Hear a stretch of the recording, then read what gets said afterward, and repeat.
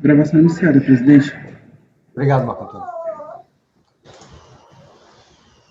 Boa tarde a todos. Vamos dar início, então, à sessão da primeira turma ordinária da quarta Câmara, primeira sessão do CAF, período da tarde do dia 16 de março de 2021.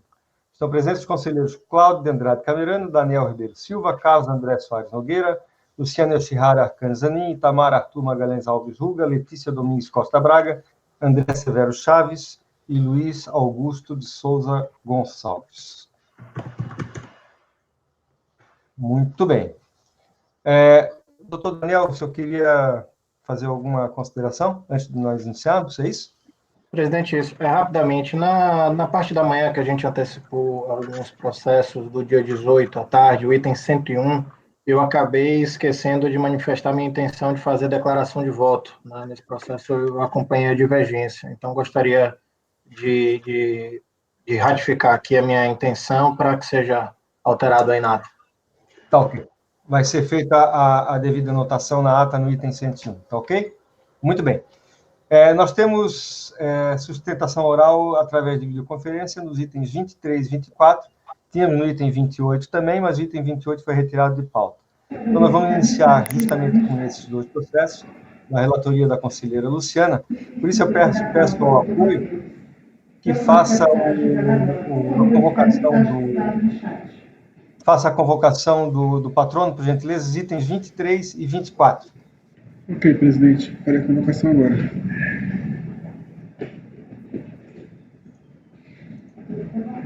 Item 23 e 24 da pauta, Dr. Oscar Santana, que se processa em julgado agora, falando da difamação privada no chat.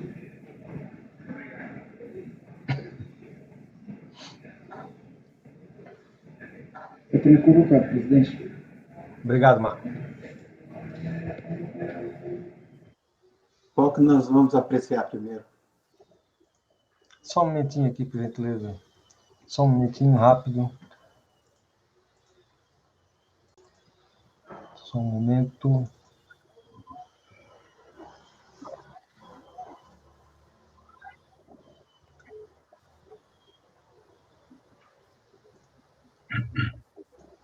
Ok.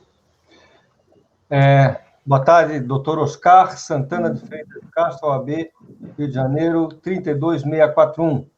Boa tarde, seja bem-vindo à turma 1401. Obrigado, presidente, pela gentileza. Alguém queria fazer um questionamento? Estava fazendo questionamento aqui agora? Não, só perguntando qual dos dois nós vamos apreciar primeiro. Luciana, é o item 23, né, Luciana? Sim, pode seguir na sequência, presidente, 23 e 24. Okay. Então, item 23. Com a palavra, a relatora. Boa tarde a todos. Trata-se de recurso voluntário, em que é posto contra o quórum da RJ, que, por unanimidade de votos, deixou de apreciar o mérito da questão, na parte em que havia identidade com a matéria submetida ao Poder Judiciário, e no mais considerou procedente em parte a impugnação para manter em parte o crédito tributário lançado. Quais foram essas partes, né? O auto de infração relativo ao imposto de renda retido na fonte, em virtude da não localização de pagamentos, bem como da não comprovação dos processos judiciais indicados para fins de suspensão da exigibilidade de débitos declarados em DCTF e da não comprovação do processo administrativo indicado para fins de compensação e multa de mora paga a menor no valor de R$ 24,28.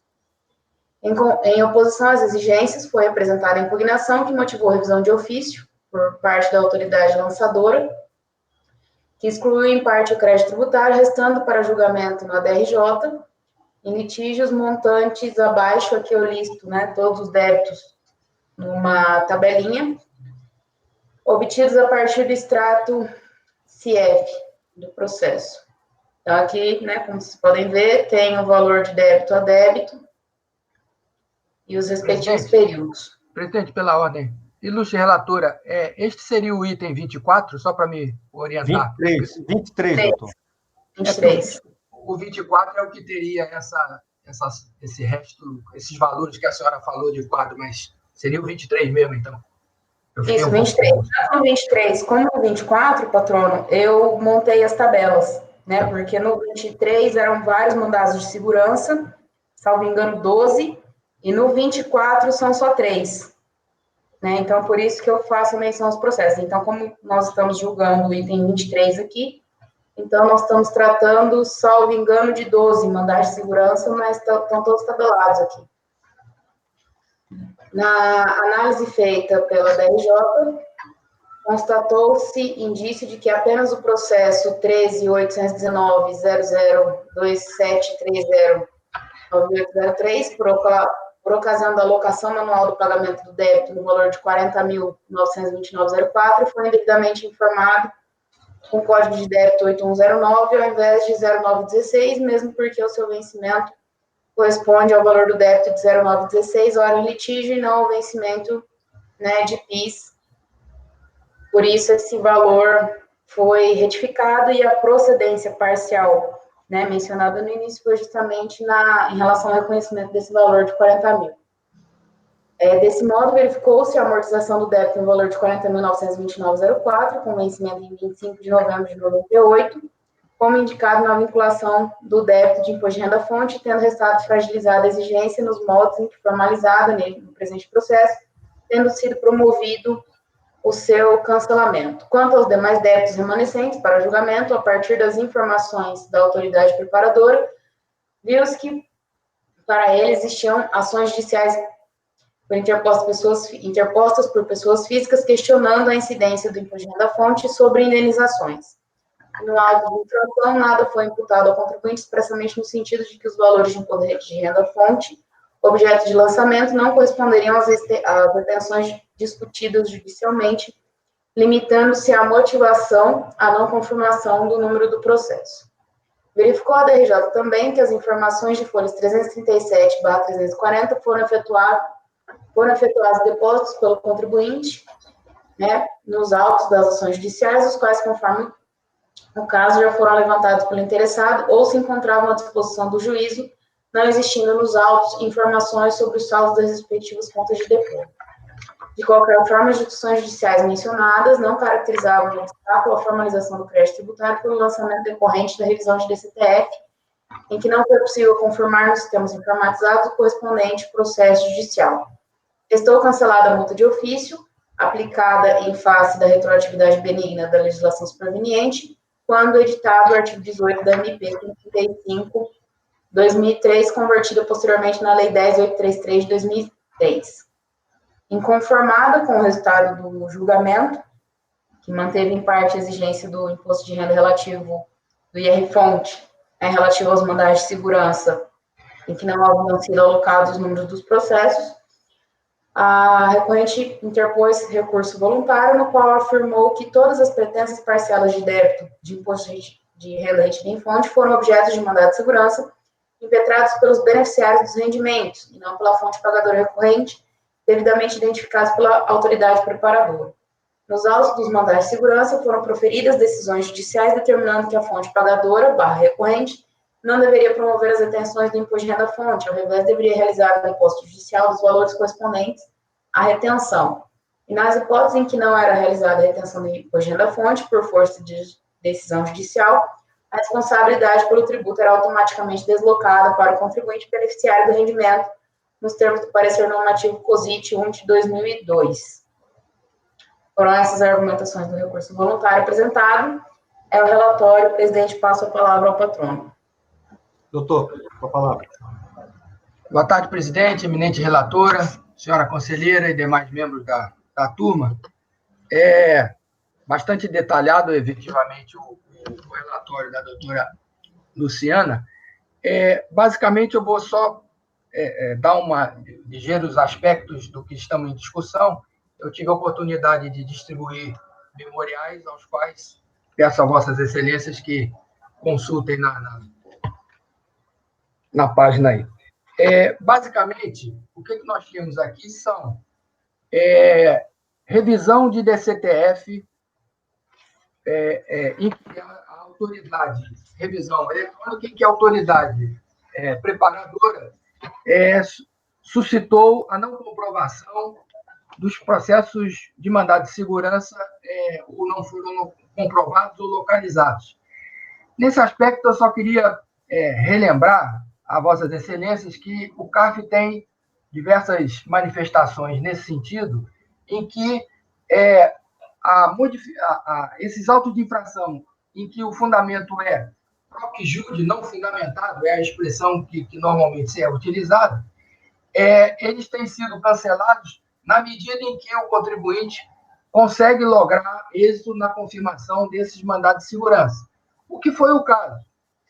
O que nós temos aqui, aí, desdobrando, é que, embora a delegacia de julgamento ateste efetivamente que o fundamento do lançamento é a não confirmação dos números dos processos, que depois foram efetivamente realizados, a delegacia muda a premissa fática e legal do lançamento para dizer que, então, agora não há obstáculo a que a autoridade fiscal efetue o lançamento, mesmo havendo o processo judicial, e, de novo, repetindo, quando não há essa confirmação do número dos processos. O que há? E aí tem um desdobramento. Como a eminente relatora falou, parte das comprovações a autoridade de piso acolhe e parte não. E não acolhe também porque ela alega haver uma concomitância entre a esfera judicial e a esfera administrativa. E aqui a ponderação do contribuinte é exatamente no seguinte sentido. Primeiro, não há opção porque o impetrante não foi a própria contribuinte, e sim aqueles seus empregados que se arvoraram em não pagar o imposto da fonte em rescisões contratuais, e então demandaram à justiça e de lá obtiveram ordens judiciais contra a contribuinte, impedindo-a de fazer a retenção e, em algumas outras situações, ou na maior parte delas, determinando que fosse feito o depósito judicial da exação. Então, esse aspecto da concomitância é o primeiro aspecto que além da nulidade desses processos, quando há essa situação de proc jude não comprovado, que depois foram comprovados, o primeiro aspecto seria: temos que enfrentar a matéria porque não há concomitância.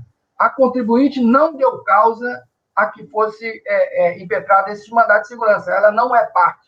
Ela, pura e simplesmente, recebeu ordem judicial no sentido de fazer o depósito judicial das exações.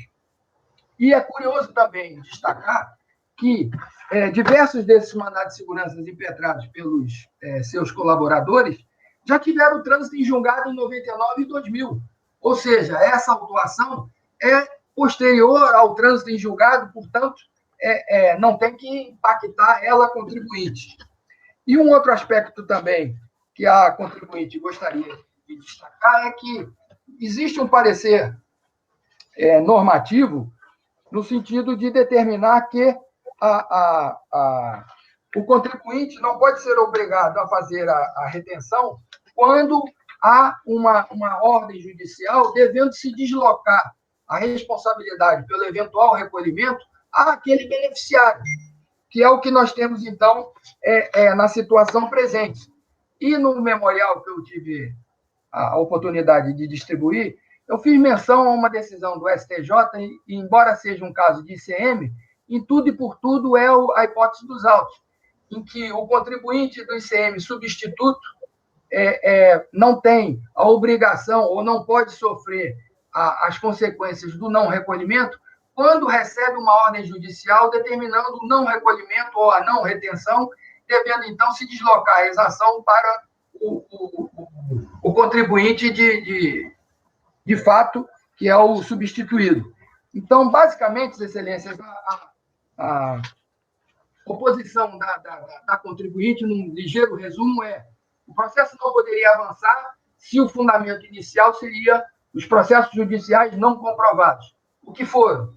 Segundo, não há concomitância porque a contribuinte, ora recorrente, não deu causa a esses autos a esses mandados de segurança, que, diga-se de passagem, vários deles já transitaram em julgado no ano de 99 e 2000, muito antes da lavratura do auto de infração.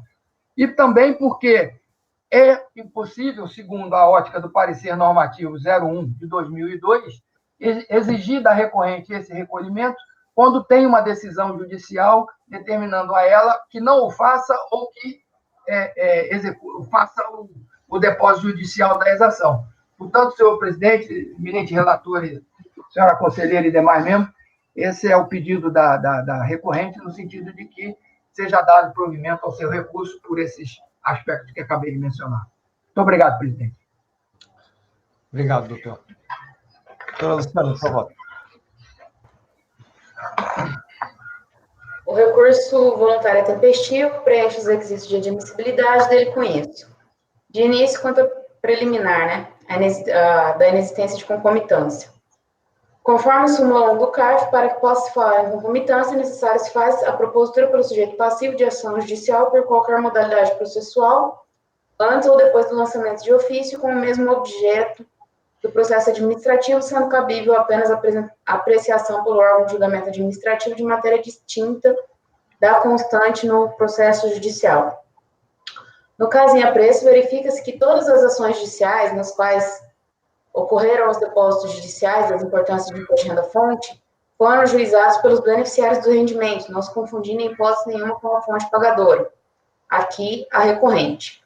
Portanto, ao contrário do que restou consignado no acórdão recorrido, para a caracterização da concomitância, não só é necessário que seja observada a identidade de objeto com a ação judicial, como também que a mesma tenha sido ajuizada pelo mesmo sujeito passivo. Nesses termos, verifica-se inexistir concomitância levantada pela DRJ, sendo de rigor a reforma do acórdão de origem, no sentido de conhecer integralmente das razões aduzidas pelo contribuinte em sede de impugnação. Razões estas que, no seguir deste voto, restarão verificadas como suficientes ao conhecimento da procedência integral do mérito alegado, razão pela qual já adianto a aplicação do artigo 59, parágrafo 3º, do Decreto 70.235/72, no sentido de superar a nulidade arguida. No mérito, de acordo com o lançamento, o débito remanescente referente ao imposto de renda-fonte, declarado em DCTED com exigibilidade suspensa por processo judicial, o qual não teria sido, aliás, confirmado pelos sistemas da Receita Federal do Brasil, conforme anotado na DRJ, por ocasião da apreciação dos argumentos trazidos em sede de impugnação, teria restado demonstrado que os valores dos débitos remanescentes objeto de depósitos nos seguintes processos. Aí aqui eu listo, né, cada um dos mandados de segurança com o seu respectivo beneficiário, o valor depositado e a situação do processo com menção às folhas, né, apontando os depósitos e, nos casos onde houve trânsito em julgado, os respectivos lançamentos. Então, vamos lá. O primeiro MS, né, autor Claudemir Montanher, no valor de R$ 4.303,58. Segundo processo, Osmar Pessotti, no valor de R$ 6.722,24, transitado em julgado, com valores levantados pela empresa. Maurício Garcia da Rocha, né, no valor de R$ 4.983,64, também com valores depositados em juízo. João Batista Fattori, 2.254,23, com mandado de segurança transitado em julgado, valores levantados. Milton Francisco, também, né, com trânsito, esse tem recurso especial interposto, mas também já conta com valores levantados depositados. Aristeu Lopes, MS transitado em julgado. Davidson Mafra, MS transitado em julgado, no depósito também. Oswaldo Pereira Lima, também MS transitado em julgado, com valores levantados. Dalton Rafael, MS transitado em julgado, com valores levantados. Roberto Zanetti, MS transitado em julgado, com valores levantados. René Peroni, trânsito em julgado, não se sabendo, né, pelo andamento processual ainda não foi possível saber se o valor foi levantado, mas foi confirmado o depósito. Manuel Antônio Portela Alves, MS transitado em julgado, né, com valores também levantados. Dair Zanelli, também MS transitado com valores levantados. Simone Tavares, com procedência parcial, ainda em discussão, mas com valores depositados. Então, em pesquisas realizadas junto ao TRF da Terceira Região, restou verificado que tais processos correspondem aos mandados de segurança impetrados por pessoas físicas objetivando afastar a exigibilidade do imposto de renda retido na fonte, incidente sobre verbas indenizatórias a título de rescisão do contrato de trabalho, como gratificação espontânea, férias indenizadas, decorrente do programa de demissão voluntária, ou por resilição incentivada do contrato de trabalho, conformando as decisões judiciais que amparariam a falta de retenção e recolhimento de IR-fonte sobre as verbas indenizatórias decorrentes de rescisão contratual pagas aos autores dos mandados de segurança. Contudo, o lançamento restou mantido por entender a autoridade julgadora de primeira instância que não houver restado demonstrado o pagamento das verbas indenizatórias por demissão voluntária ocorrida em 1998, os autores das ações judiciais mencionadas, e de que as retenções na fonte incidentes sobre tais valores estariam contempladas no débito declarado em DCTF sob o Código 0561 para o período de apuração remanescente da revisão de ofício. Conforme restou destacado em sede de recurso voluntário, o próprio acordo recorrido confirma que não há dúvidas de que o IR-fonte, ora exigido, corresponde às retenções discutidas judicialmente, que foram objeto de depósitos judiciais, sendo que nos autos as referidas ações judiciais foram proferidas decisões determinando que a fonte pagadora recorrente se abstivesse de efetuar as retenções em questão e, ao revés, promovesse o seu depósito judicial.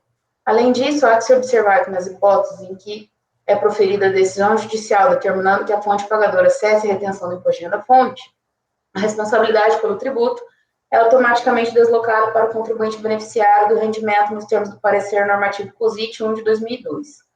Nesse sentido também, jurisprudência desse Conselho, onde, estando a fonte pagadora impossibilitada de efetuar a retenção do imposto em virtude de decisão judicial, a responsabilidade desloca-se tanto na incidência exclusivamente na fonte, como por antecipação para o contribuinte beneficiário do rendimento. De fato, ao atribuir a responsabilidade pela retenção e recolhimento do imposto, o artigo 708 do RIR determina que deva fazê-lo a pessoa física ou jurídica obrigada ao pagamento. Quando ocorreu o depósito judicial dos valores, a recorrente exauriu sua obrigação de pagamento conforme determinado judicialmente, ao efetuar integralmente o depósito dos valores estipulados. No momento seguinte, quando se efetua o levantamento dos valores, aí sim ocorre a incidência do imposto. Que deverá haver e se proceder à retenção do tributo, transferindo-se, portanto, tal encargo aos beneficiários do pagamento. Nesse sentido, também o conteúdo da súmula 12 do CARF, onde constatada a omissão de rendimentos sujeitos à incidência do imposto de renda na declaração de ajuste anual, é legítima a constituição do crédito tributário da pessoa física do beneficiário, ainda que a fonte pagadora não tenha procedido à respectiva retenção. Nesse seguir, entendo assistir razão à recorrente quando aponta que o referido acórdão exarado pela DRJ deve ser reformado, pois resta inequívoco a ilegitimidade passiva da fonte pagadora em arcar com a retenção do IR-fonte nas hipóteses em que está impedido judicialmente de assim proceder, bem como porque a motivação da autuação não se sustenta, na medida em que restou comprovada a existência de processo judicial indicado na DCTF, bem como que os beneficiários, inclusive, já promoveram os levantamentos dos respectivos depósitos. Ante o exposto, voto no sentido de dar provimento ao recurso voluntário, que no caso tem que superar a preliminar, tá, presidente? Só para não retornar a DRJ. Ok. Alguma dúvida, senhores? Alguém quer fazer alguma consideração? Então, passaremos à votação. Doutor Camerano, seu voto. Acompanhe a relatora, presidente. Doutor Daniel.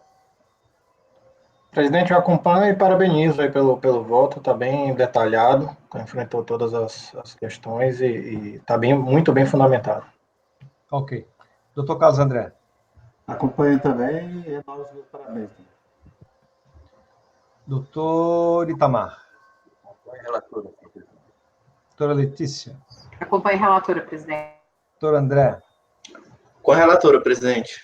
Também acompanha a relatora, então temos por unanimidade de votos dar provimento ao recurso voluntário, ok? O próximo item, doutora Luciana, item 24, também é recorrente Scania Latinoamérica Limitada.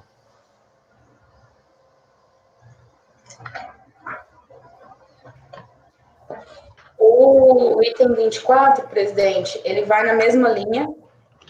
O que muda aqui, né, como já tinha até adiantado para o patrono, é que ele trata do ano calendário de 97, quando o processo anterior era do ano calendário de 2008, de 98, desculpa. E no caso aqui, né, eram 3 outros mandados de segurança, mas o contexto é o mesmo. De qualquer maneira, eu vou dar uma resumida aqui no relatório, né, para que o patrono possa fazer as suas considerações. Então, também trata-se de recurso voluntário interposto contra o acórdão da RJ, que, por unanimidade de votos, julgou procedente em parte a impugnação, para manter em parte a exigência fiscal relativa ao imposto de renda retido na fonte remanescente de revisão de ofício. Na fonte, em virtude da não comprovação de processo judicial indicado, para fins de suspensão da exigibilidade de parcela de débito declarado sobre o Código 0561 para o período de apuração 0312 de 97, não localização de pagamentos vinculados a débitos de códigos 0473, 3280, 8045, 0481, 0588 e 1708 para os períodos de apuração do terceiro e quarto trimestres de 97, pagamentos de débito de código 0422 no período de apuração de 30 de dezembro de 97, após o vencimento com insuficiência de multa de mora e de juros de mora, conforme folhas 46 e 49. Em oposição às exigências fiscais, foi apresentada a impugnação que motivou a revisão de ofício por parte da autoridade lançadora, que alocou os pagamentos apresentados conforme demonstrativos de consolidação e recálculo de folhas 33 e 46 e determinou o cancelamento dos créditos tributários considerados improcedentes constantes no demonstrativo de folhas 47. Sendo que os valores lançados, após a revisão de ofício, foi promovida pela autoridade lançadora.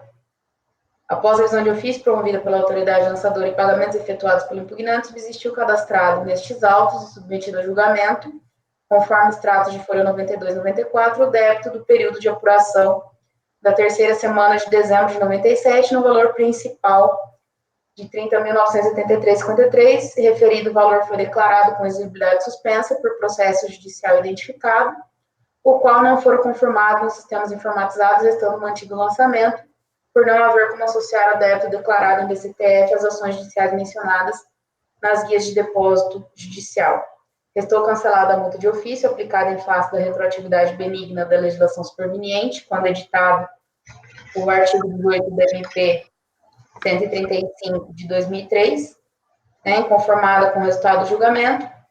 A contribuinte apresentou recurso voluntário, no qual, além da apresentação de nova prova documental suplementar, cópia dos termos de rescisão de contrato de trabalho, rebatendo as conclusões do DRJ, esclareceu que, do cotejo dos termos de rescisão de contrato de trabalho e as guias de depósito judicial, haveria suficiência na associação do débito declarado em DCTF às ações judiciais mencionadas nas guias de depósito, inclusive com a identificação das partes e a natureza indenizatória das verbas. Nesse caso aqui, não houve a alegação de concomitância, até porque a DRJ exauriu todos os argumentos do voluntário.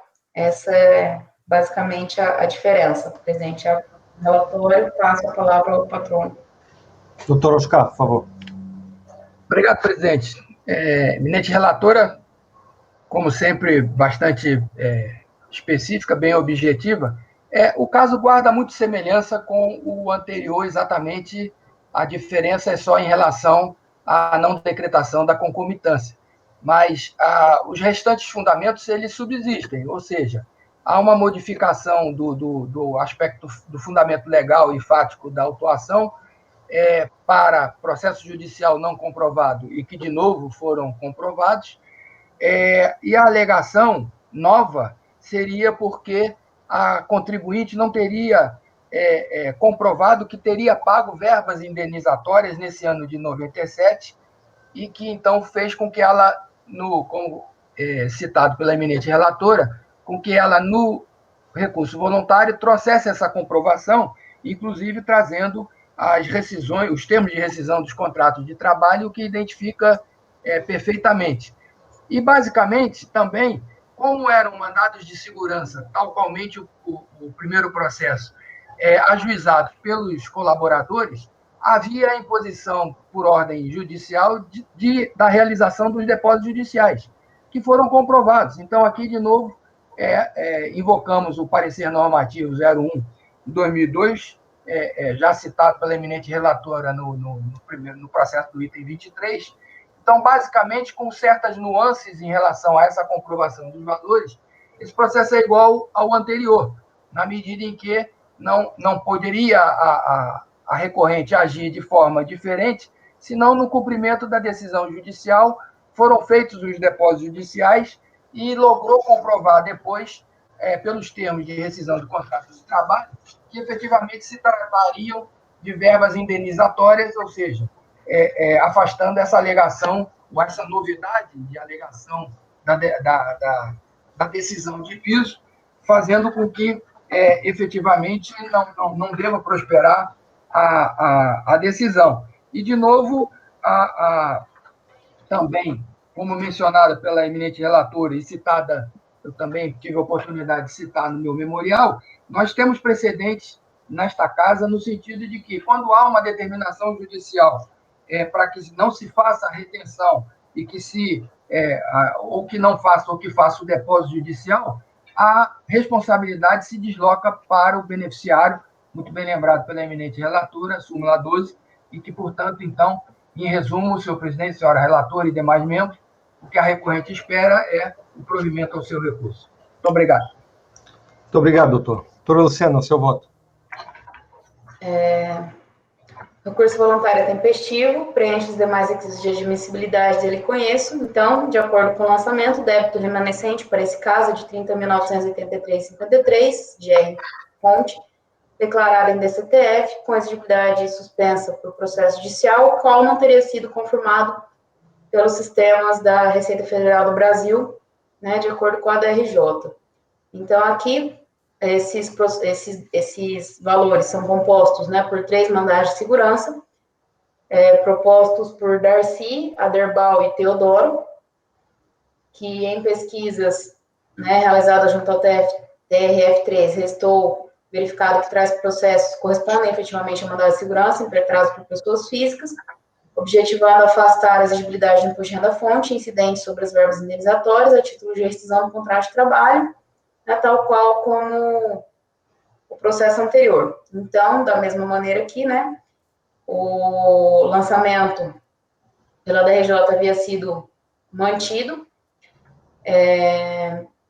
segundo o entendimento de que não havia restado demonstrado o pagamento das verbas indenizatórias por demissão voluntária ocorrida em 1997. E que, né, os valores declarados em DCTF, pagos a título de tais verbas sobre o Código 0561 para o período de apuração 03/12 de 97, remanesceriam, né, a revisão de ofício. Nesse caso aqui, conforme já mencionado, além da identificação dos processos, a contribuinte logrou trazer, né, em recurso voluntário, esses novos elementos probatórios, dialogando com a decisão da RJ. Então, ela trouxe realmente os termos de rescisão do contrato de trabalho, demonstrando, né, a natureza das verbas pagas, os seus valores e datas, bem como, né, a identificação de cada um desses valores ao seu respectivo mandado de segurança.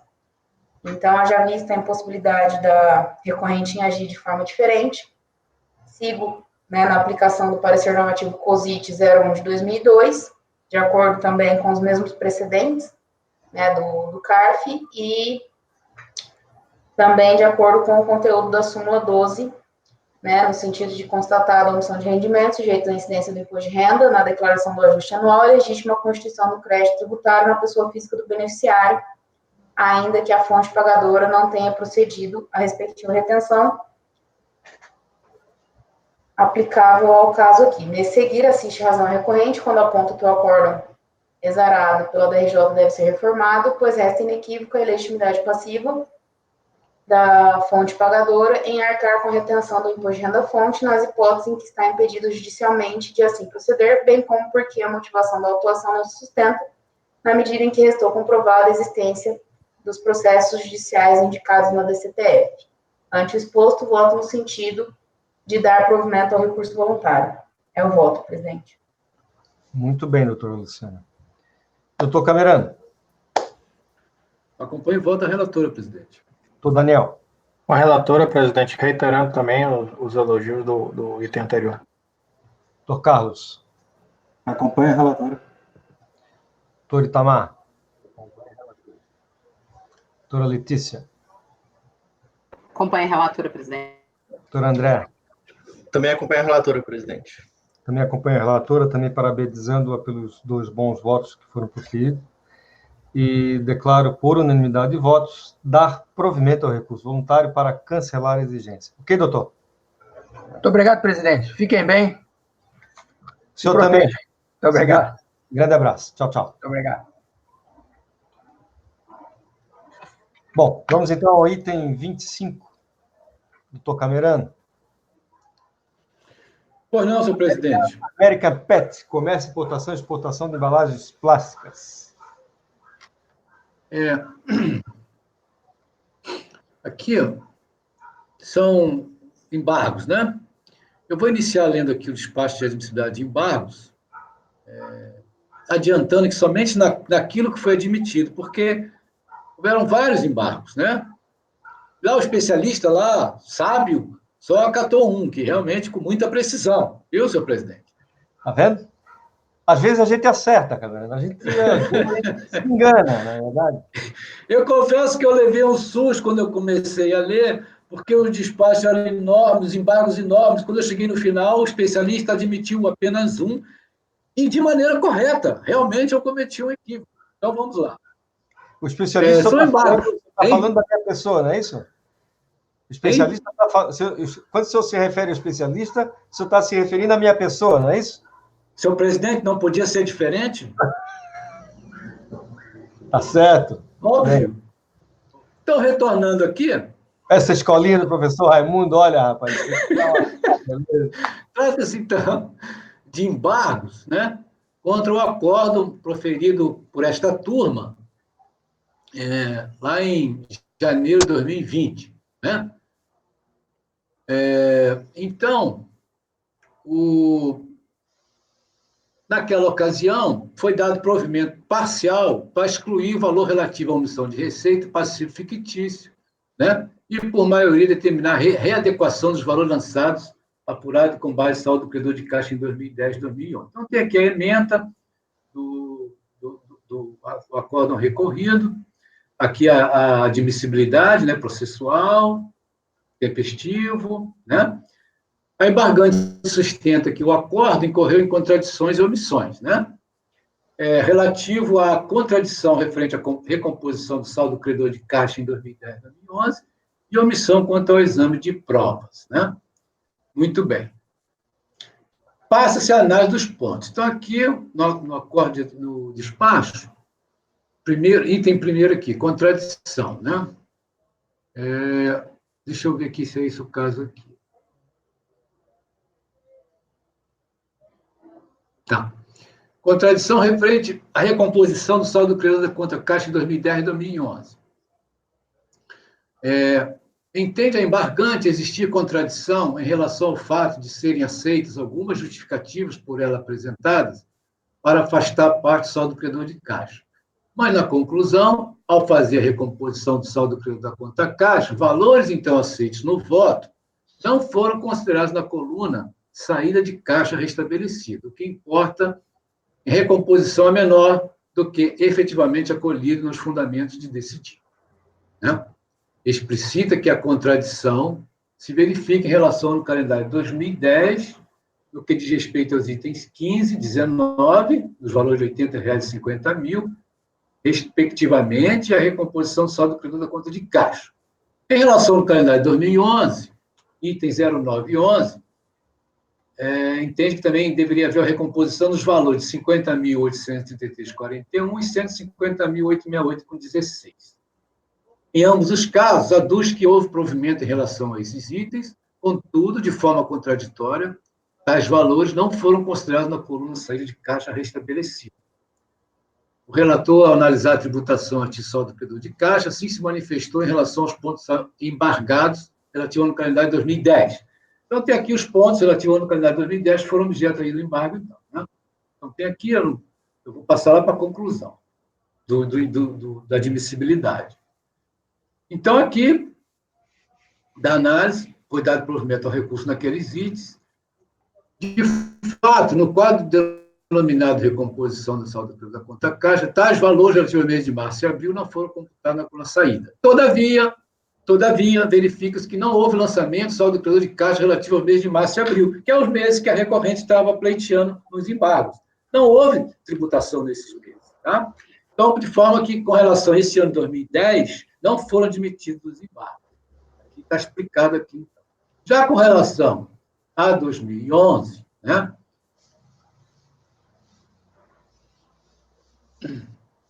Então, aqui ele conclui aqui, no despacho de admissibilidade, que não houve esse problema alegado em relação a 2010, no saldo credor. Ele conclui aqui, ó. Dessa forma, embora os itens 15 e 19, os valores de R$ 80,00 e 50 mil, que foram os valores aventados no embargo lá, respectivamente, terem sido incluídos no recurso voluntário e terem sido objeto de análise pelo relator, em razão de não ter havido lançamento relativo aos meses de março e abril de 2010, não há reparos a fazer ao que foi decidido no que diz respeito à recomposição do saldo credor de caixa no ano de 2010. Por sua vez, em relação à infração de saldo credor de caixa relativo ao ano calendário de 2011, o voto abordou a matéria da seguinte forma. Então, item 9. Foi feita aqui a análise, então, né? Eu não preciso repetir aqui. E vamos ver a conclusão. Então, você veja bem que no item 9, estou dando, né? O CAF, a turma, deu provimento ao recurso neste item, no valor de R$ 50.803,41. E no item 11, foi dado também provimento ao recurso neste item, no valor de R$ 150.868,16. Né? Muito bem. Diferentemente do verificado em relação ao calendário de 2010, houve lançamento saldo credor de caixa relativo aos dias 2 de fevereiro e 16 de fevereiro, nos valores de R$ 78.744,69 e R$ 124.495,86. Então, nesses meses aventados, houve lançamento de saldo credor de caixa nesses meses. Fevereiro aqui, 2 de fevereiro e 16 de fevereiro. Muito bem. Aqui, então, reproduz aqui o auto-infração, onde aparece que nesses meses houve lançamento, 78.144 e 16 de fevereiro, 124 mil. De igual forma, esses valores foram objeto de análise da DRJ e constaram na carga decisória daquele julgado, conforme resta evidenciado o seguinte quadro analítico. Né? Então, está aqui, eles foram mantidos pela DRJ. Então, aqui, a recomposição do saldo credor da conta caixa, eles foram mantidos. Os 2 meses, os 2 dias lá, houve lançamento. Né? Muito bem, fevereiro e março teve lançamento, saldo credor. A recomposição do saldo credor da caixa do calendário de 2011, incluindo o mês de fevereiro, constou no quadro resumo da decisão de primeira instância, que é utilizado pelo relator da decisão embargada para fim de demonstrar o saldo credor. Tá? Muito bem. Desta forma, o ilustre relator, em que pesa o minucioso e detalhado do voto, ao resumir a recomposição do saldo credor de caixa do ano calendário de 2011, não relacionou os ajustes atinentes aos itens 9 e 11 relativo ao mês de fevereiro, conforme se observa no quadro utilizado pelo relator para demonstrar o resultado do julgamento.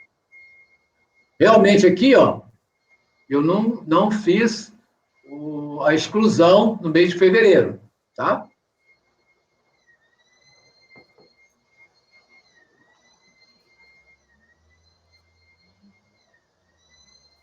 Recomposição da conta caixa, saldo credor, saldo de caixa restabelecido, ficou saldo credor aqui. Muito bem. Desta forma, exclusivamente em relação aos ajustes do item 9 e 11, do ano calendário de 2011, restou configurada a contradição em relação aos decididos fundamentos, sendo necessário a admissibilidade dos embargos. Muito bem. Os outros embargos, eu apenas relatorei aqui, esse de 2 para frente, eles não foram admitidos, senhor presidente. Então, eu vou passar, eu só relatoriei, só me dediquei aqui aos embargos que foram admitidos. Então, 2 aqui, vou passar, então, mais para frente, tá? Porque eles não foram admitidos os embargos.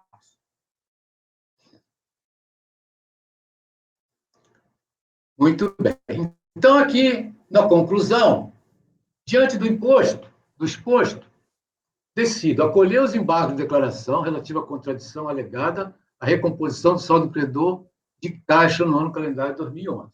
Tá? Foi rejeitado a recomposição do saldo credor de 2010, e quanto ao exame de provas, aqueles outros vários embargos também foram rejeitados. Nós ficamos só com apenas um embargo admitido. Muito bem. É um relatório essencial. De fato, deve-se acolher os embargos admitidos.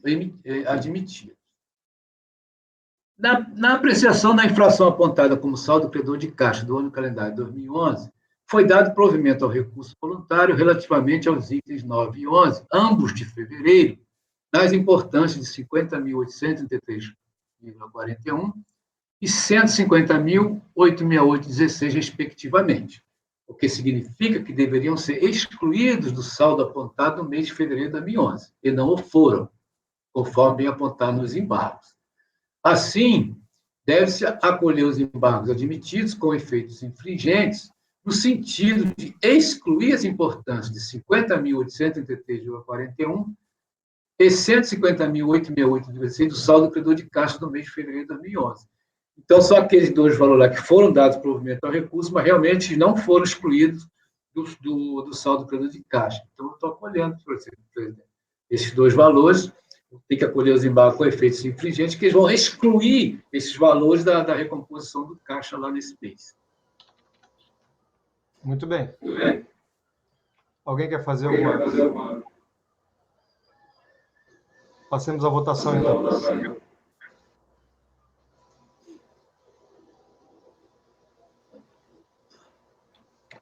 Presidente, eu acompanho o relator. Doutor Carlos. Acompanho. Doutora Luciana. Também acompanho o relator, presidente. Doutor Itamar. Acompanho o relator. Doutora Letícia. Acompanho o relator, presidente. Doutor André.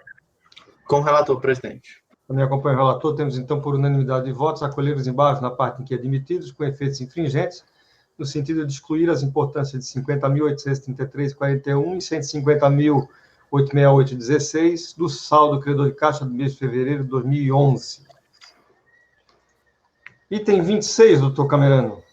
Distribuidora de doces São Francisco Limitada. Eu vou lá abrir, senhor presidente. Ok. Vou pegar o...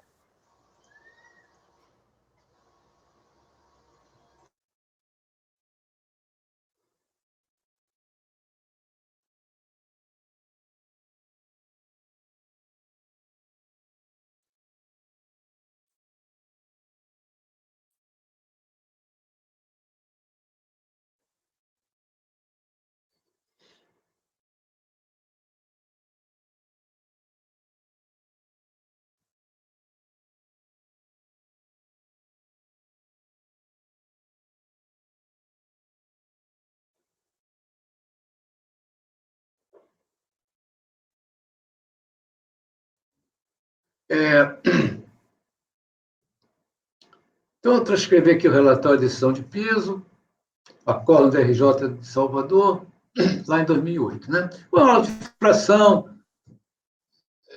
exigiu o crédito tributário de 2005, 2006, imposto de renda, pessoa jurídica e tal, os lançamentos decorrentes PIS, COFINS, né?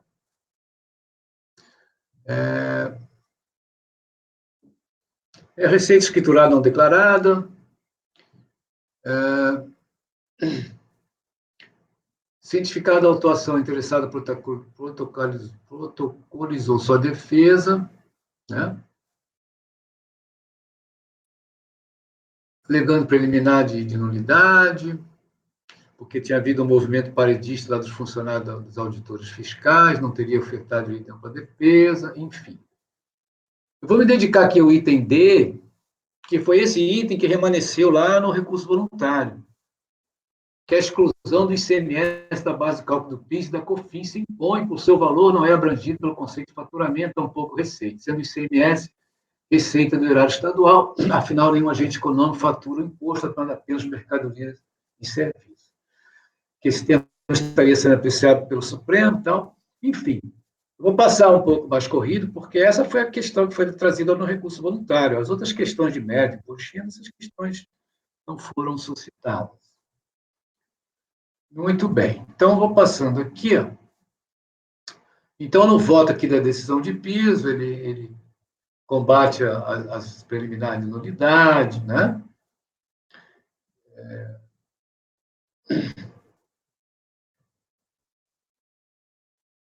E aqui no MER também mantém o lançamento, pedido de diligência também, rebate, autofração de imposto de renda, porque era receita declarada não escriturada.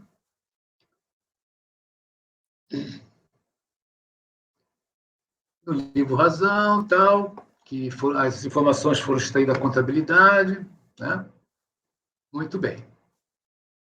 Aqui, ó, eu estou aqui na página 8, na página 8 aqui do Vota DRJ, ele diz aqui, ó, na sua impugnação, a contribuinte não contesta especificadamente os valores lançados de imposto de renda, como também não ofereceu oposição às matérias atinentes às receitas levantadas, a forma de tributação adotada, as bases de cálculo apuradas e as alíquotas aplicadas, né? Muito bem. Então, até não impugnar essa questão lá do lançamento de imposto de renda, né? Da multa, fala aqui da multa aplicada, né? Que argumento confiscatório. Muito bem.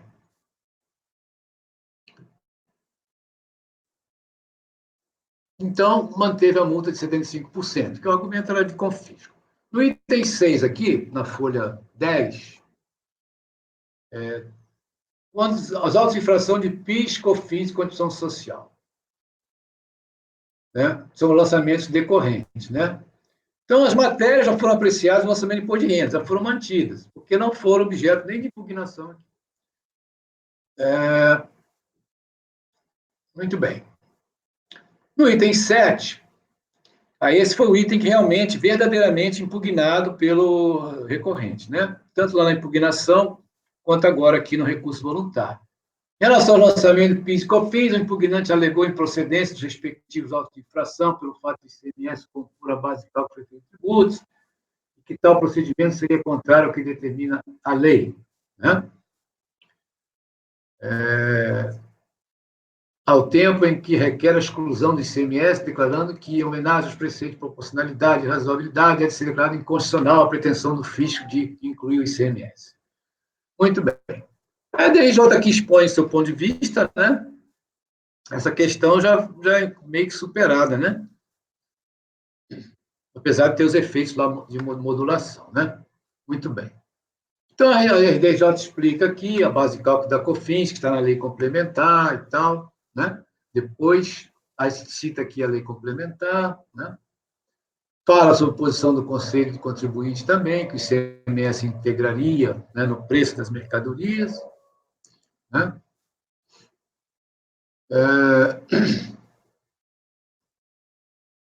Que quanto à inclusão do ICMS na base de cálculo, o contribuinte argumentou que evidencia isso atropelo, além da equidade, aos preceitos da proporcionalidade e razoabilidade, né? Porque não se pode exigir tributo sobre uma base de cálculo não permitida pela Constituição. E essa questão está em discussão do Supremo Tribunal Federal, né? DRJ, né? Muito bem. Então, foi mantido os lançamentos de PIS e COFINS, tá? Muito bem. No recurso voluntário, a interessada apresentou seu recurso voluntário, onde limitou-se apenas a repetir as alegações relativas à contribuição para o PIS e COFINS, aí incluída a alegada multa confiscatória de 75%. Ao ingressar neste colegiado, o julgamento do processo foi convertido em diligência, conforme a resolução número tal, lá de 2013.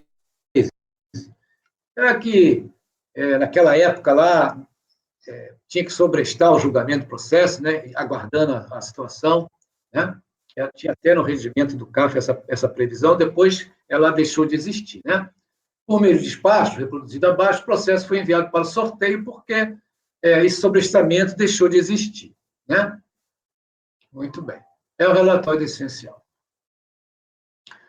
Preenchidos os requisitos de admissibilidade do recurso voluntário, dele se conhece. Conforme relatoriado, a matéria trazida no recurso voluntário para apreciação por parte deste colegiado limitou-se à questão da inclusão e exclusão do ICMS na base de cálculo da COFINS e do PIS. Também a alegação da multa de ofício é de caráter confiscatório, né? Imperioso transcrever as portarias ministeriais no caso, os artigos pertinentes, que alteraram o regimento interno do CARF para evidenciar que o dispositivo que determinava o sobrestamento do presente processo, posteriormente deixou de existir. Então, só apenas transcrevi as portarias aqui. Tá? Muito bem. Esta questão, a título de exclusão de CMS das bases de cálculo PIS e da COFINS trazidas às colegiadas, já foi objeto de inúmeras decisões, das quais colacionei algumas abaixo. Então, eu trouxe um acordo dessa turma, do conselheiro Abel, lá de junho de 2018, falando sobre essa questão, né? Dizendo aqui que, no entanto, que após julgamento, a Procuradoria da Fazenda Nacional apresentou recurso no sentido que a referida decisão tivesse seus efeitos modulados, né? Que foi o que está emperrando essa encrenca aí até hoje, né? Eu acho que ainda está assim, né? Então, eu trouxe outros julgados aqui também. Ó, inexiste trânsito de julgado formal de decisão proferida pela Suprema Corte, né? Não obstante, tal questão ainda não chegou ao fim, já que a União interpôs embargo de declaração contra a decisão, cuja finalidade pragmática, dentre outras, é obter a modulação de efeitos para a decisão vinculada pelo Supremo Tribunal Federal. E assim foi sucessivamente. Eu colacionei algumas decisões aqui, do CAF, né? No acordo de recurso especial da Procuradoria. Mais um aqui, em abril de 2020, conselheiro Rafael Zedral. Né? Então, da multa de ofício, decisão de PIS já se manifestou corretamente sobre o tema, do qual adoto como razão de decidir. É a questão do efeito confiscatório, né? Só reproduzir aqui o que a decisão de PIS tinha colocado a respeito do efeito confiscatório e coloquei aqui a súmula CAF número 2. Aqui, senhor presidente, eu esqueci de colocar aqui, antes da muda de ofício, a conclusão aqui da questão do ICMS, que eu estou negando provimento nesse item em função de que ainda não há um trânsito em julgado acerca dessa questão, né? Então, eu estou aqui no caso, então, negando provimento ao recurso voluntário, senhor presidente. Esse é o voto.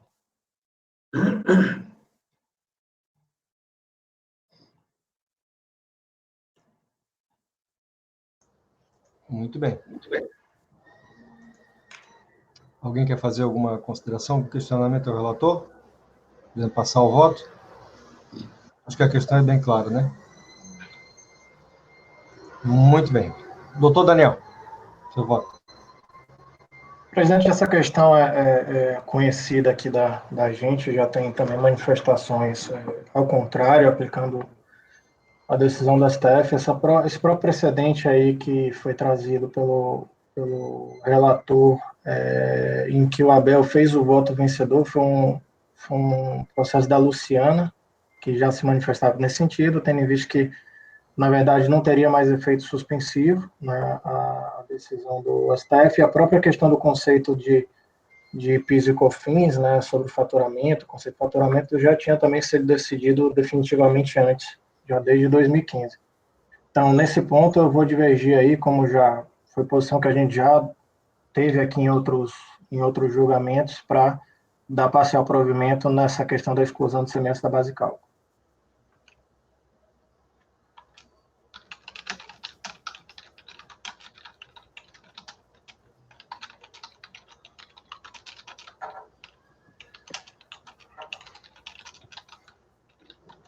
Muito bem. Doutor Casandré.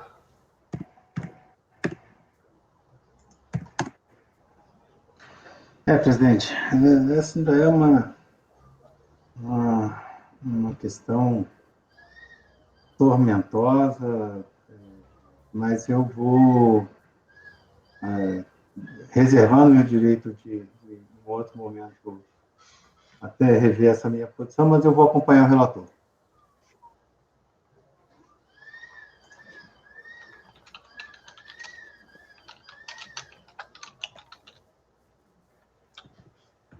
Doutora Luciana. Presidente, como já está citado o voto.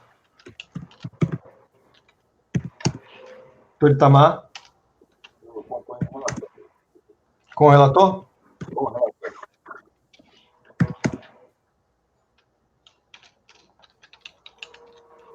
Doutora Letícia?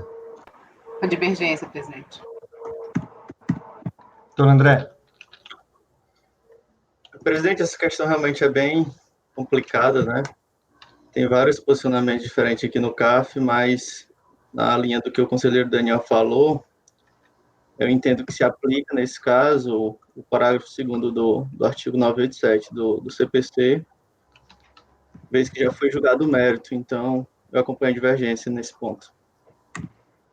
Tá, eu vou votar com o relator, então aqui temos um empate, né? Que será decidido pelo voto de qualidade, ao contrário, no caso, tá? Então, aqui é por voto... Nem sei como é que eu vou escrever isso aqui.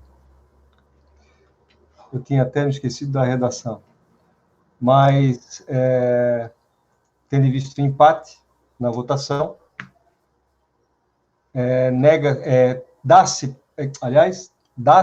provimento ao recurso, parcial provimento ao recurso voluntário, né? Parcial. Parcial provimento ao recurso voluntário, para excluir da base de cálculo do PIS e COFINS o ICMS. Ok? Nesse caso, doutor Daniel, o senhor faz o voto vencedor, por gentileza? Posso fazer, presidente. Então tá. Depois eu vou ajustar a redação, tá? De acordo com a alteração legislativa que tratou do voto de qualidade, ok? Mas a decisão no sentido, a decisão final é no sentido de dar-se parcial provimento ao recurso para excluir da base de cálculo do PIS e da COFINS o ICMS, ok? E tem 27, conselheira Letícia, embargante Fazenda Nacional, interessado Proimporte Brasil Limitada.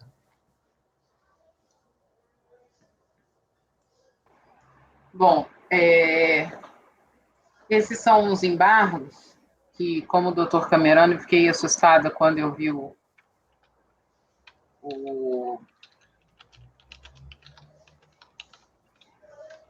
a decisão para admitir, mas é porque a Fazenda tinha embargado de várias questões.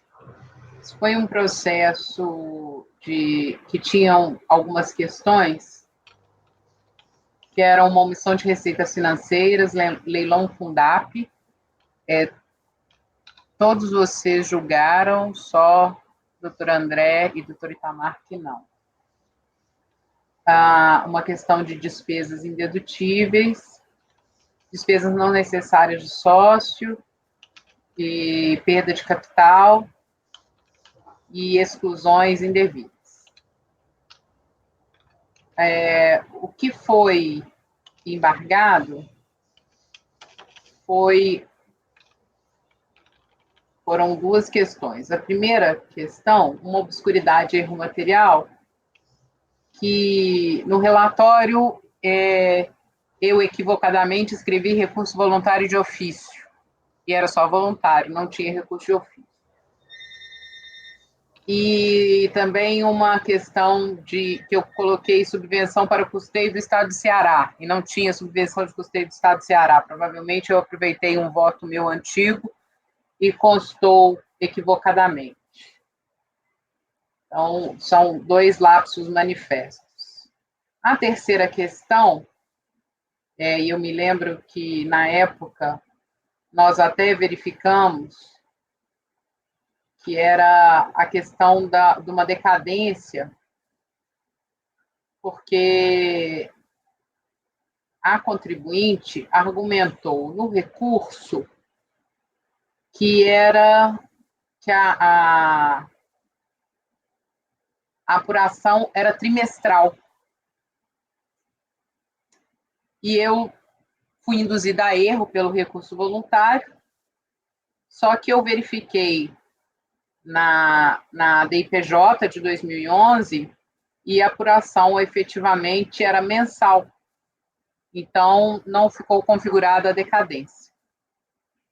Então, presidente, como as questões são muito simples, eu estou dando provimento aos embargos para excluir do acordo embargado as expressões recurso de ofício e Estado do Ceará, sem qualquer efeito infringente, e dando provimento para não reconhecer a decadência, tendo em vista a apuração anual da autuada.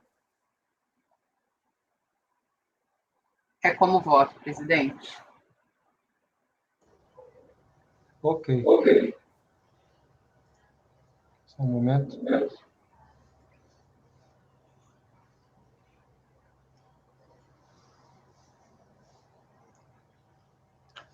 Ok. Alguma dúvida?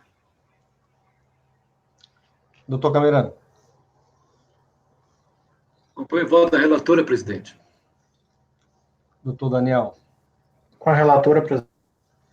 Doutor Carlos. Acompanha.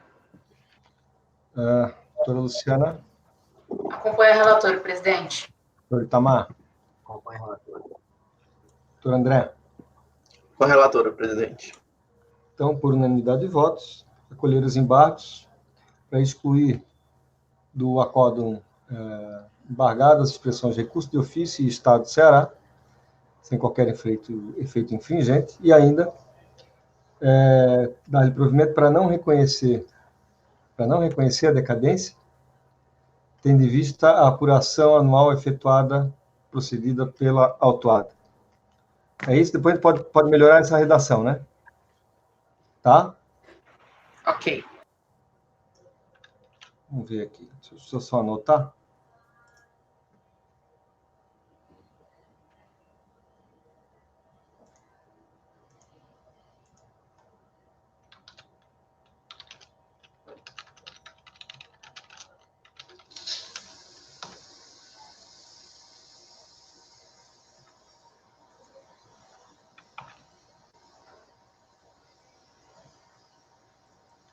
Fiz uma anotação prévia aqui, para depois fazer o acerto, tá?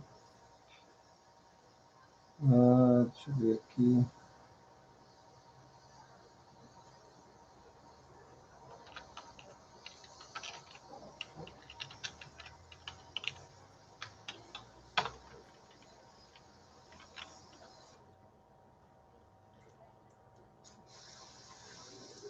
São dois que eu tenho que acertar depois da redação. Esse e o voto anterior, tá?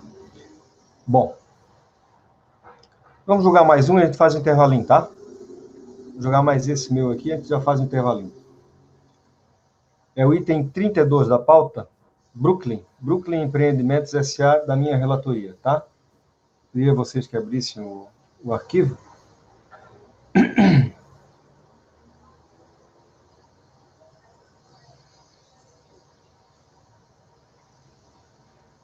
Presidente, os outros Brooklyn são repetitivos? São repetitivos. Ah. Bom. Eu vou tentar resumir mais ou menos para vocês a situação que envolve esse processo aqui. É um lançamento de uma multa por compensação não homologada. Tá? Essa multa ela foi lavrada em 2 de agosto de 2018. Tá ok? Bom, o crédito que foi utilizado nessa compensação, ele tem origem num pedido de revisão da consolidação do parcelamento da Lei 11.941, num outro processo administrativo que foi protocolado em 2013. Tá? Então, a autoridade administrativa recebeu esse pedido de revisão, fez a análise desse pedido e identificou que haveria, para o contribuinte, um crédito de todas aquelas parcelas que ele já tinha pago, haveria um crédito. Ela teria identificado que o valor parcelado já estaria quitado, né? E que, após essa verificação, ela identificou algumas parcelas que poderiam ser devolvidas à recorrente. Então, nesse processo de revisão, foi conferido a ela um crédito, e um valor lá foi 55 mil, mais 5 ou 6 prestações, deu um valor alto, 600, 700, 800 mil reais, nessa faixa, que foi o crédito que ele utilizou nessa compensação ao final não homologada. E, portanto, por conta dessa não homologação dessa compensação, foi lavrada a notificação com a multa isolada. Tá? O que acontece? Então, inicialmente, nesse processo de revisão, foi deferido esse crédito. De posse dessa decisão, ele apresentou a PERDECOMP, no mesmo ano. Foi em 2004 isso, tá? Novembro de 2004. Ele apresentou 2014, desculpa. Ele apresentou a PERDECOMP, transmitiu a PERDECOMP, tá? Posteriormente, a unidade local faz nova análise nesse processo, nesse pedido de revisão, e identifica, olha, você não tem aquele crédito. Tá? Você não tem aquele crédito, você ainda tem um saldo devedor para ser quitado desse parcelamento aqui. Tá? Isso bem posterior. Tá? Bom, e aí, com essa decisão, essa nova decisão da unidade local, é lavrada a notificação do lançamento. Nesse meio tempo aí, lembrem-se daquele processo de compensação que não foi homologado. Inicialmente, o despacho decisório, tá, ele negou o direito dele ao crédito, mas por outros motivos. O crédito que foi objeto da compensação. Ele propõe a manifestação de conformidade, a DRJ, se não me engano é Recife, DRJ Recife, dá provimento ao recurso. DRJ deu provimento ao recurso. Tá? Ela deu provimento ao recurso, só que depois de ter editado o acórdão, foi proferido o acórdão, foi cientificado o contribuinte desse acórdão, tá? Concedendo a procedência da manifestação de conformidade. Depois ela se tocou que havia, naquele outro processo lá de revisão, havia uma nova decisão, dessa feita não concedendo crédito. Então, a DRJ ela faz um novo acórdão de revisão, dessa feita, não dando provimento à manifestação de conformidade. Tá? Então, a defesa da contribuinte é a seguinte: poxa, eu não posso ser autuado de uma multa se na época em que eu transmiti a DECOMP, eu tinha uma decisão da administração que me concedia direito ao crédito, ao próprio crédito que eu utilizei na PERDECOMP transmitida. Tá? Essa é a defesa central da recorrente. Vamos lá para o voto. Alguém tem alguma dúvida até agora? Eu ia ler todo o relatório, tá? Mas a gente ia tomar muito tempo. Se a gente precisar voltar, a gente volta sem problema. Bom, no voto.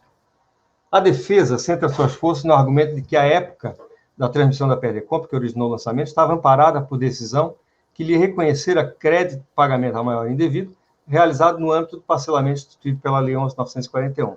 O crédito teria sido analisado e concedido em pedido de revisão de consolidação da Lei 11.941, formalizado no processo administrativo final 2013-20.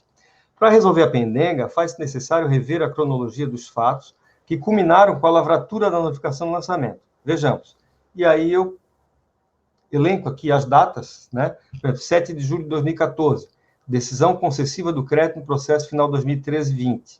18 de novembro de 2014, transmissão da PERDECOMP.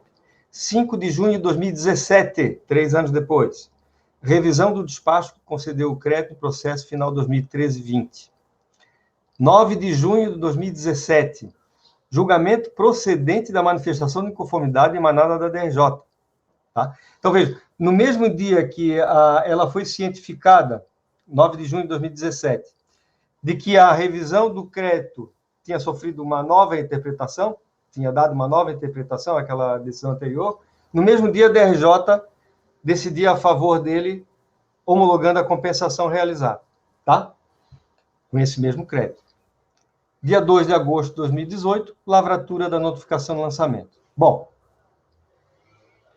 da cronologia acima demonstrada, verifica-se que a data da transmissão da PERDECOMP, 18 de novembro de 2014, a recorrente era beneficiária de uma decisão proferida pela DERAT São Paulo, em 7 de julho de 2014, que lhe garantia o direito ao crédito utilizado na compensação. Portanto, quando a contribuinte transmitiu a PERDECOMP, não havia nenhum óbice à utilização do crédito pretendido, muito ao contrário. Detinha a recorrente uma manifestação da própria administração tributária que lhe garantia esse direito. Diga-se de passagem, o despacho que inicialmente reconhecera a existência do crédito utilizado na Perdecomp foi exarado pela mesma autoridade administrativa responsável pela homologação da compensação, a DERAT São Paulo. Outro ponto que deve ser ressaltado é que a lavratura da notificação de lançamento deu-se em 2 de agosto de 2018, após a edição do acordo de manifestação de conformidade proferido pela DRJ, que homologara a compensação. Ou seja, na data da constituição do crédito tributário, a recorrente tinha a seu favor uma decisão, não definitiva, é bem verdade, do órgão julgador de primeira instância reconhecendo a existência do crédito e homologando a compensação. E se observarmos atentamente a descrição dos fatos, constante da notificação do lançamento, verificaremos que a mesma foi lavrada considerando apenas o despacho decisório, inicialmente proferido pela autoridade administrativa, que não reconheceu o crédito e não homologou a compensação. Ocorre que, como dito acima, à data da lavratura da notificação do lançamento, a contribuinte já tinha obtido pronunciamento favorável por parte da DRJ, dando guarida ao seu direito e reformando o próprio despacho decisório. Portanto, a própria notificação do lançamento, no momento que lavrada, padeceria de vício insanável, eis que fundamentado erroneamente. Somente após a lavratura da notificação do lançamento é que a DRJ revisou o acordo anteriormente editado, passando a considerar como não homologada a compensação. Digo isso para evidenciar que a notificação do lançamento foi lavrada considerando tão somente o despacho de revisão proferido pela DERAT São Paulo no processo final 2013-20, em 5 de junho de 2017. O mesmo processo em que foi inicialmente reconhecido o crédito utilizado na compensação 3 anos antes. Portanto, considerando tudo que foi até aqui posto, creio que assiste razão à recorrente. Vejam que o fato gerador da multa fixa-se pela data da transmissão da respectiva DECOMP, data em que se entende realizada a compensação. E na data de transmissão da DECOMP, a recorrente possui um justo título, podemos assim dizer, relativo ao crédito que foi utilizado no pedido de compensação. Me refiro ao pronunciamento da própria administração tributária, reconhecendo a existência do crédito, conforme excerto do despacho concessivo que reproduz abaixo. Processo final 2013-20. Assim, diante da manifestação da administração tributária, a contribuinte passou a deter toda a legitimidade para exercer o seu direito de utilização do crédito. Pode-se dizer que não havia, à época da transmissão da Perdecomp, como se exigir da contribuinte uma conduta diversa daquela que exerceu a requerer a compensação de um crédito que, pelo menos formalmente, tinha como legítimo. Não temos como acatar as alegações de boa-fé aventadas pela recorrente, porque o comando legal que instituiu a multa em apreço não abre espaço para a discussão de elementos subjetivos. A norma diz que, se descumprir a obrigação acessória, deve ser aplicada a sanção pecuniária. A simples conduta de transmitir uma DECOMP, sem a existência de crédito que a lastreie, é bastante suficientemente grave para que seja apenada com a multa isolada, pois assim desejou o legislador ordinário. Mas não é disso que se trata o presente processo. Estamos apreciando um caso em que a contribuinte acreditava deter o crédito, lastreado em decisão administrativa emanada da autoridade com competência para homologar a respectiva compensação declarada. Ademais, apenas a título informativo, cabe ressaltar que o tema objeto desse processo está sendo analisado pelo STF no âmbito do RE 796936 do Rio Grande do Sul, tema número 736, com repercussão geral declarada, em que se discute a constitucionalidade do parágrafo 17 do artigo 74 da Lei 9.430/96, com voto já proferido pelo relator, o gabinete ministro Edson Fachin, que fixou a seguinte tese: é inconstitucional a multa isolada prevista em lei para incidir diante da mera negativa de homologação de compensação tributária, por não consistir em ato ilícito, com aptidão para propiciar automática penalidade pecuniária. O que podemos observar da decisão recorrida é que a mesma foi proferida com fundamento na mera negativa de compensação tributária, sem se ater aos meandros e às circunstâncias que permearam a análise do crédito utilizado e a cronologia dos fatos que se sucederam. Portanto, considerando a tese já fixada pelo STF no RE, fixada precariamente, né, porque o ministro Gilmar pediu vista do processo, resta patente a incongruência da decisão recorrida. Por todo exposto, voto por dar provimento ao recurso voluntário para afastar a imposição da multa isolada incidente sobre débitos, objeto de compensação não homologada, cancelando na íntegra a notificação do lançamento. E esse é o meu voto. Dúvidas?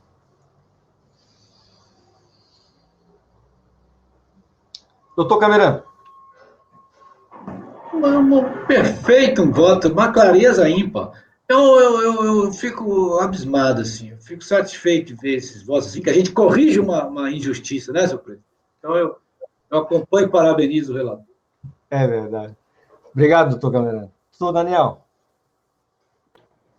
Eu acompanho, presidente, também parabenizo e, como diz o Camerano, o país não é para amador, né? O cara sofrer uma dessa daí é complicado. Acompanho aí e parabenizo.